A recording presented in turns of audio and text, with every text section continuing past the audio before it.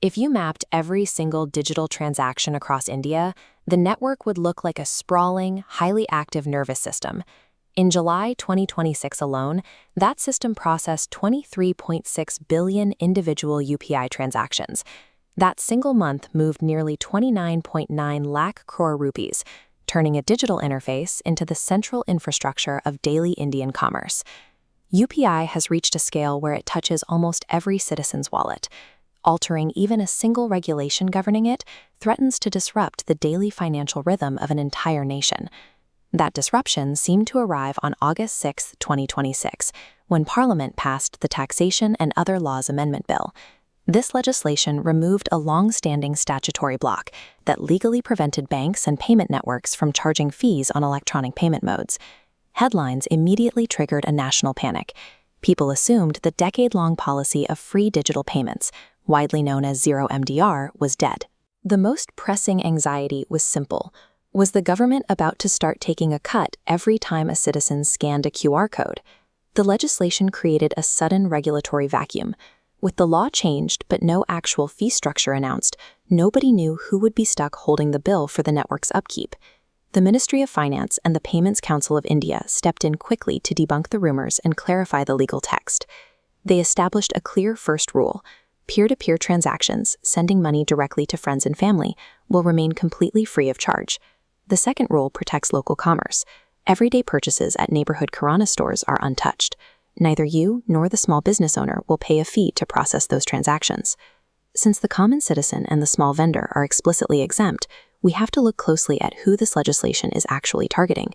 This flowchart illustrates how the merchant discount rate works. It's a back-end fee paid by businesses to processors, not an extra tax on customers. Low-value transactions pass freely, but the system activates an MDR deduction only when a commercial transaction exceeds 2,000 rupees. This setup directly targets large commercial merchants, organized retail chains, and big online platforms capable of absorbing the processing cost.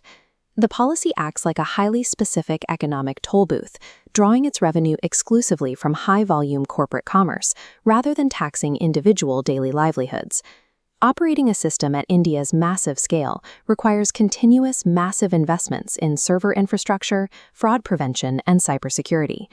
As transaction volumes climb, the payment industry's deficit drops sharply, an estimated 12,000 crore rupee annual loss.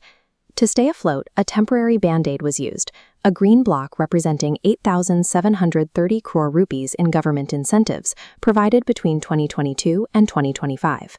As UPI expands into a global digital infrastructure, it cannot rely on finite taxpayer subsidies to survive indefinitely. The economic solution to this problem is a cross-subsidized ecosystem. This is a model where a profitable minority is used to fund a free, unprofitable majority. Here's the math. Transactions over 2,000 rupees are just 4% of total UPI volume, but account for 67% of the monetary value. By extracting MDR from this concentrated 4%, the network covers operational costs for the remaining 96% of everyday transactions. The 2026 amendment is an engineered financial engine designed to achieve long-term network sustainability without penalizing the average user. This legislative framework secures free UPI for the majority of users, establishing a clear revenue model. The initial panic overlooked a shift toward a regulated, mature network that preserves zero-fee access for common transactions. It means your local street vendor can keep accepting digital payments without sacrificing their tight profit margins. The next time you scan a QR code for a cup of tea without paying a single paisa in fees, you are benefiting from an infrastructure quietly funded by large corporations and high-value commerce.